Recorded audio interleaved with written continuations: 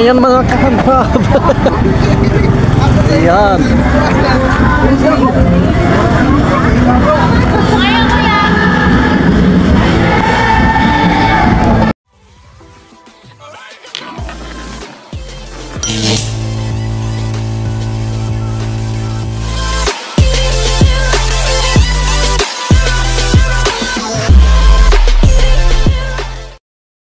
So ayan mga kabhab, Black Saturday na, kaya ano pang hinintay natin, di maligo na tayo ng dagat. So ayun mga kabhab, andito pala kami sa lugar ng misis ko, itong Hinatuan, Surigao del Sur.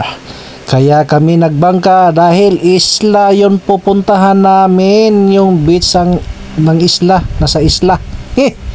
Basta yun, isla. So tingnan nyo mga kabhab, oh, ang linaw, malinaw yung dagat at saka yung tubig napakalinaw, pwede kang magsalamin.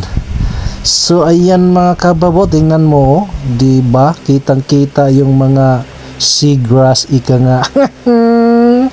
So ayan mga kababo, ito pala ay nasa itong inanuhan namin ay Barangay Cambatong dito sa Hinatuan, Surigao del Sur. At saka yung pupuntahan namin na beach ay iyong tinatawag na Lodestone. So ayan, Lodestone po yung pupuntahan namin. Kaya kailangan talaga magbangka. Ayan, nagbangka po kami niyan. At saka yung iba dito, meron kasi silang mga ano ba, yung island hopping. Isa to sa destination, yung Lodestone Island Resort, isa yun sa mapupuntahan nyo kung mag island hopping kayo. At saka yung nakikita nyo dyan, oh, yung parang isla, oh, ayan, isla din yan, beach din yan. Yan, at saka nandito din yung, kung nakikita nyo sa mga video dito sa Facebook or YouTube or TikTok, yung tinatawag na Enchanted River, ayun, nadadaanan namin yon, kaya lang grabe, hindi ko na videohan yung sasakyan niya, live and right yung pila, sobrang daming tao doon, kaya nagpaisla na lang kami kasi ayaw namin doon.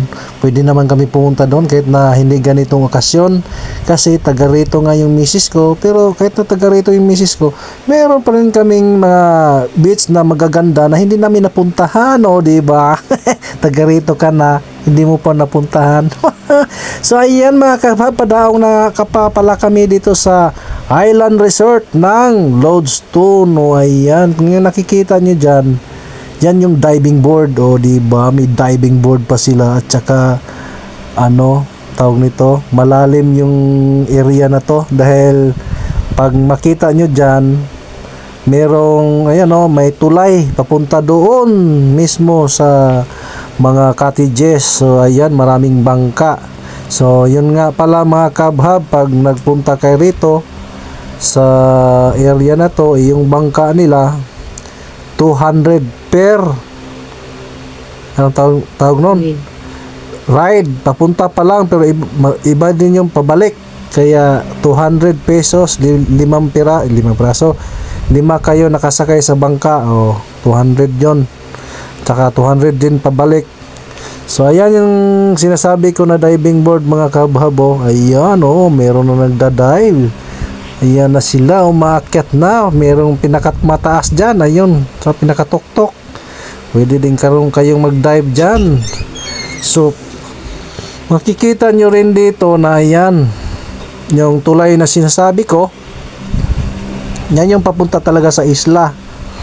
Kasi nilagyan talaga nito ng tulay para mas malalim kasi yung nasa ano, kasi may diving board sila, mas malalim kasi yung area na yan, kaya may tulay sila. Maganda din yung pagka-pwesto, pagka ano nila, dahil kung hindi mo lagyan ng tulay yan, ay siguradong lalangoy ka.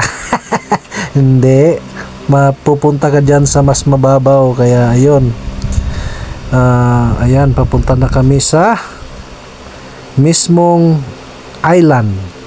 Yan, ayan po, ayan, oh, diba, ang haba ng tulay. Kaya sobra pang init, ang haba ng tulay, ayun. Pampakyut daw eh. Ayan, tingnan mo, oh, di ba? Sobrang init. Nako po. Pero maganda siya. Maganda dito overnight. Dahil may kuryente kasi tong isla na to eh. May kuryente na. Dati wala. Ngayon meron na. So ayan mga kababay, yung mga nila. Yung mga maliliit na cottages.